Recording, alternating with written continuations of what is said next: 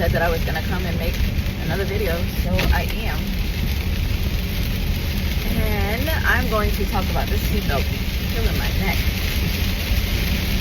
Today I'm going to talk about how I'm taking it all the way back. I've been taking it back to like the beginning of my marriage, to where I'm realizing how much I allowed myself and my children to go through. I'm sorry for the breathing a little bit extra hard, but when I talk about it, it's releasing all of this off of me, off of my brain, off of my chest, off of my heart, off of my soul. So I get anxiety. I feel like I can't breathe when I talk about it because it's traumatic. Even though it was all those years ago, it's very, I guess anxiety is, I never had anxiety. The only time I ever did was when I was pregnant with my last child. And it was because I knew I didn't want any more children, but I had him. Anyway, but I remember having anxiety during that pregnancy. And the doctor told me that that's what it was. But I remember saying, like, I feel like I can't breathe. And he was like, yeah, it's anxiety. And I was like, I didn't know what that was, but now I do.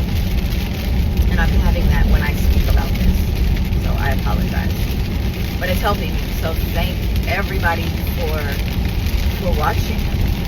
And I know some of these videos I get really emotional because when I think back on it, or when I'm talking about it, I'm kind of, I don't want to say reliving it, but it's taking me back there, and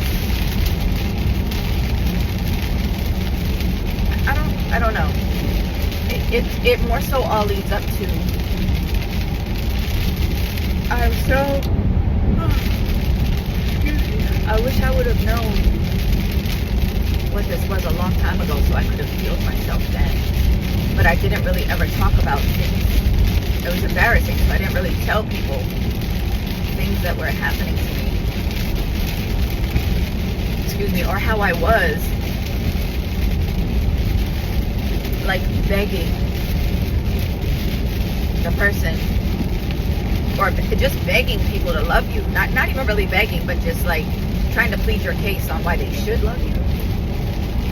If they don't see your worth and they don't see your value, fuck them.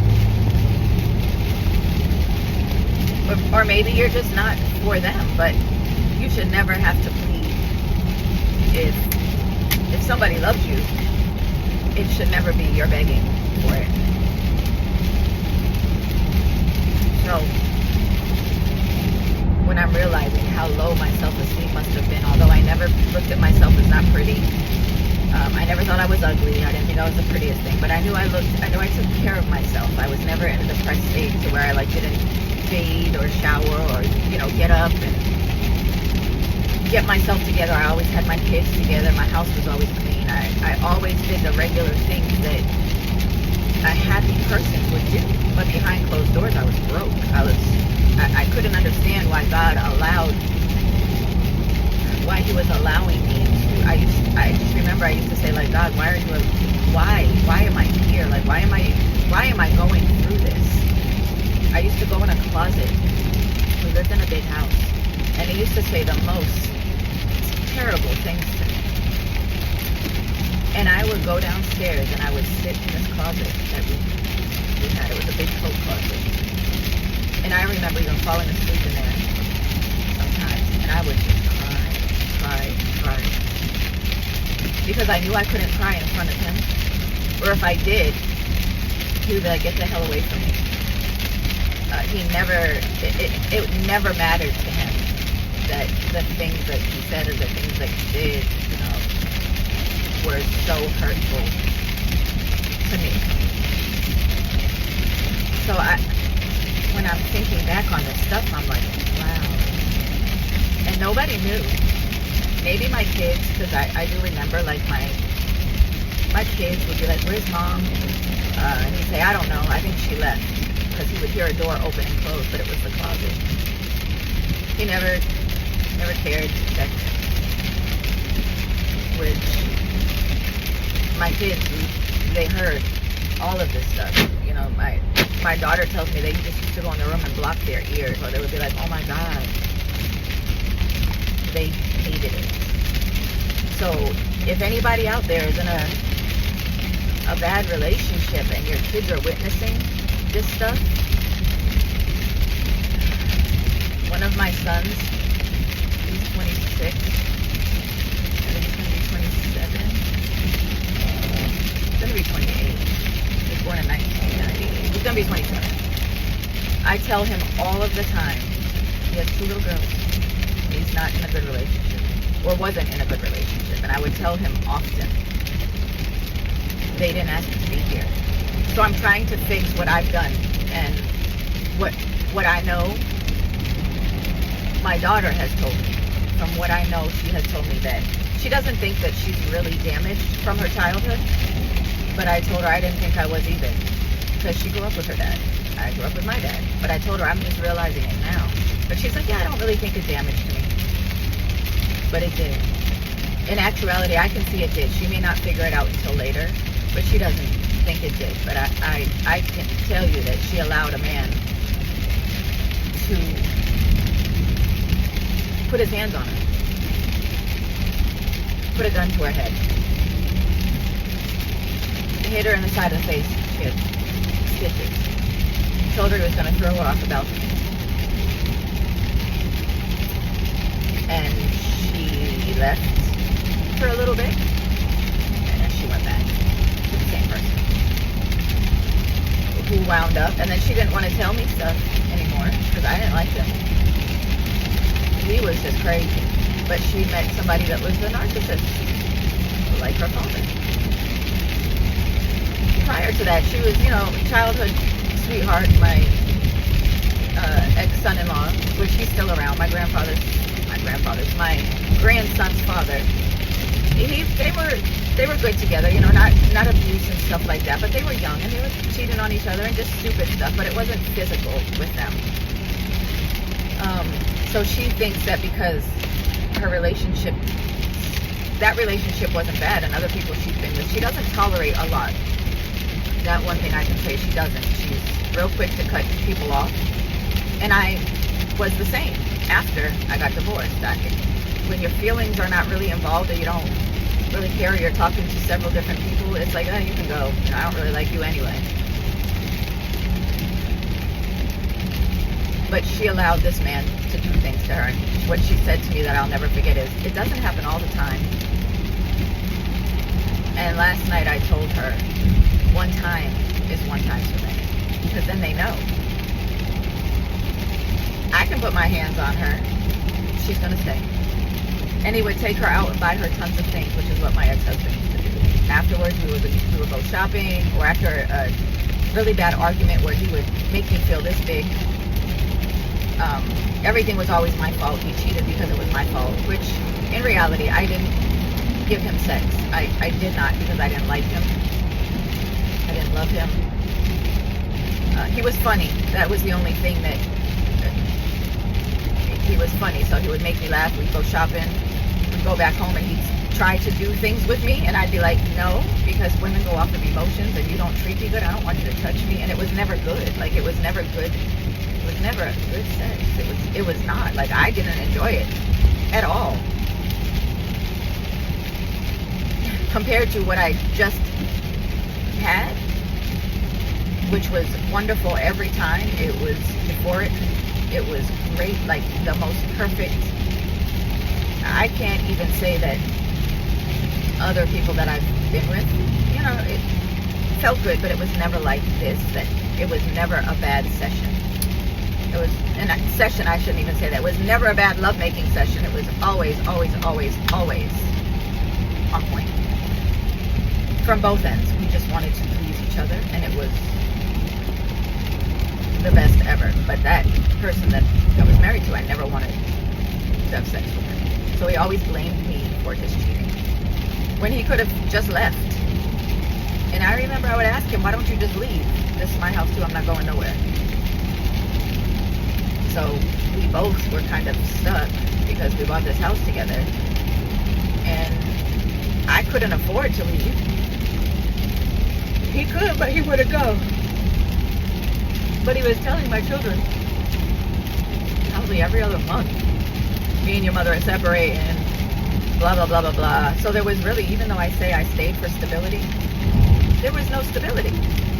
Because they never knew from 1 month to the next where they were going to be. Well, are we going to live here? Are we going with mom? Are we going with you? Like, what are we doing? You tell us y'all are breaking up. And then the next day, it's like nothing ever happened.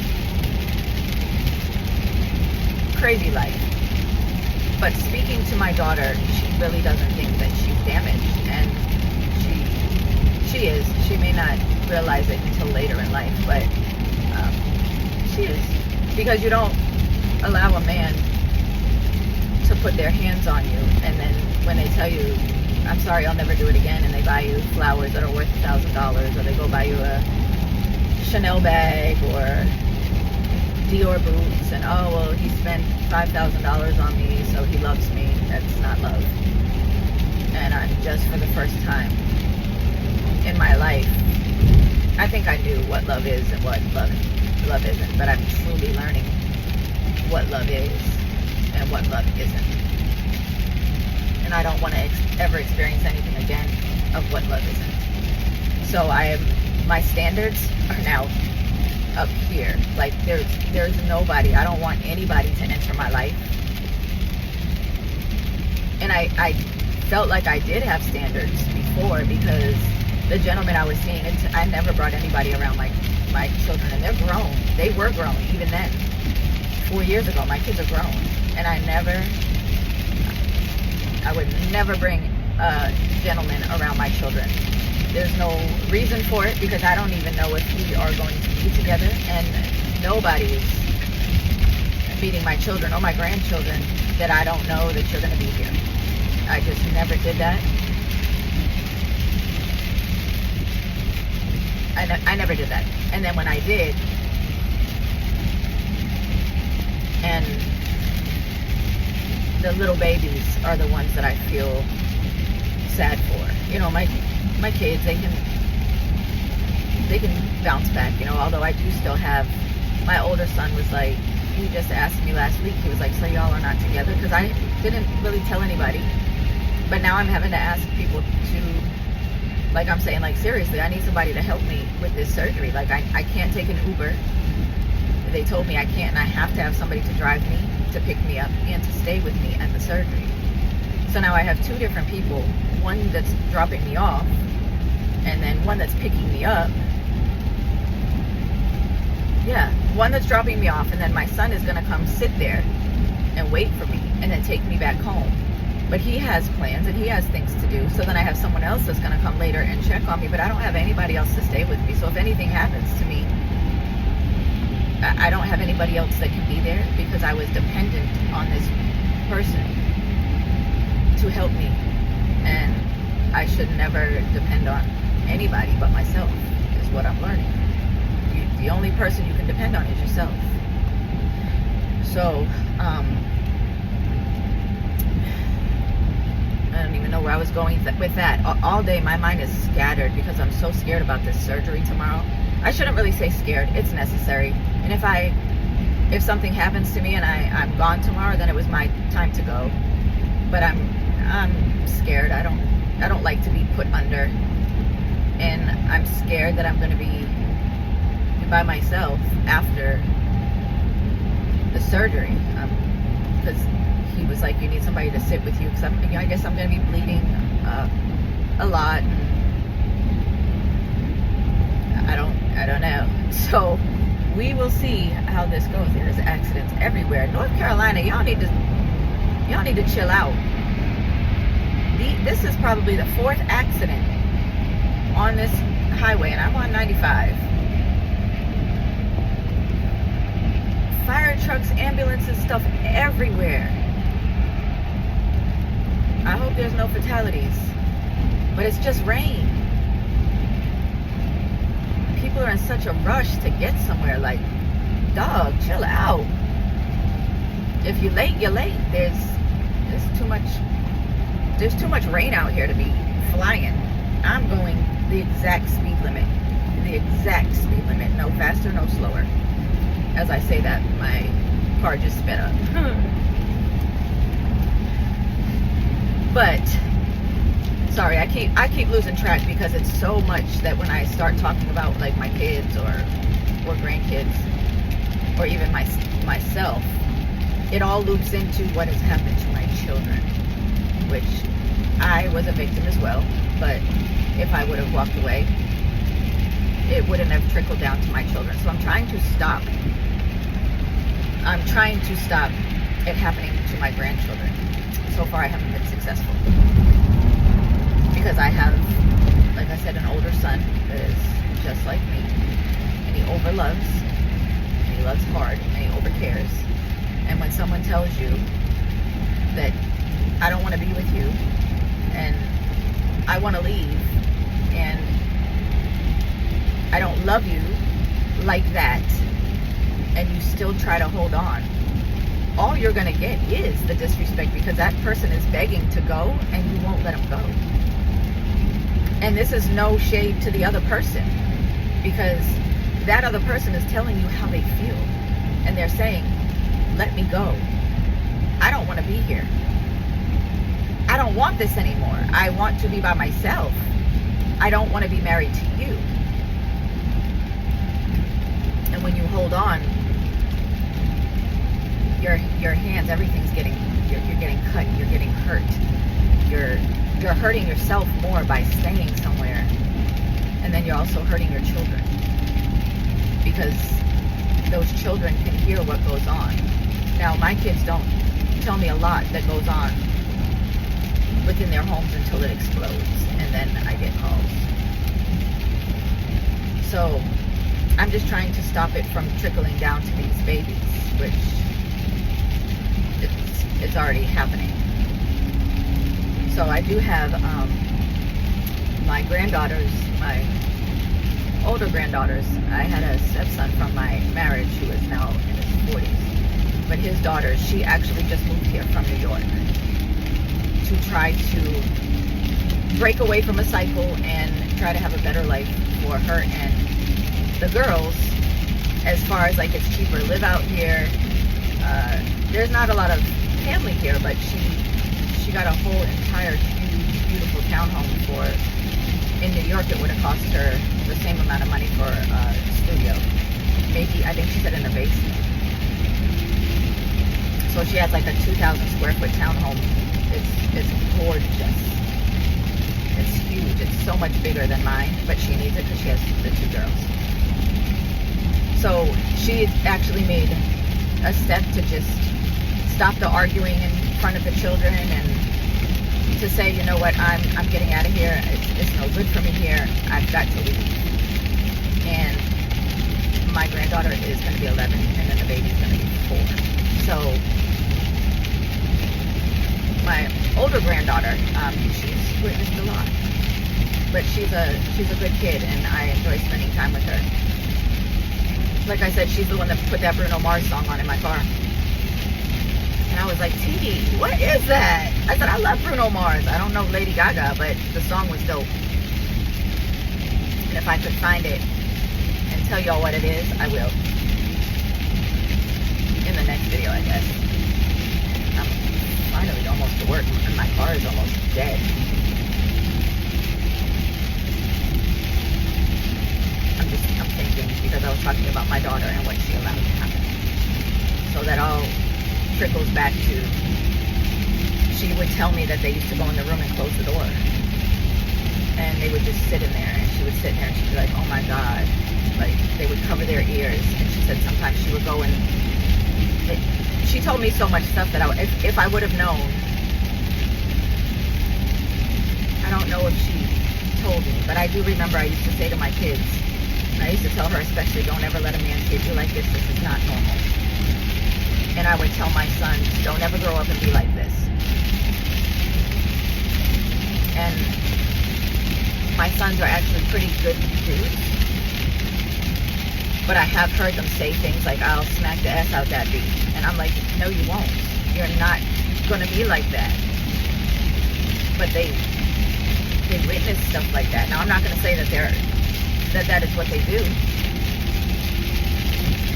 But the one child of mine that has the 2 girls got with somebody very, very toxic. very toxic. Their mother is on a whole another level of needing mental health. On a whole nother level of needing it. She's definitely bipolar. She definitely has postpartum depression because she had 2 kids back to back. And I was told she probably has schizophrenia. I can't even get the words out. But my granddaughters are suffering behind it. But there's a whole other thing behind that. Like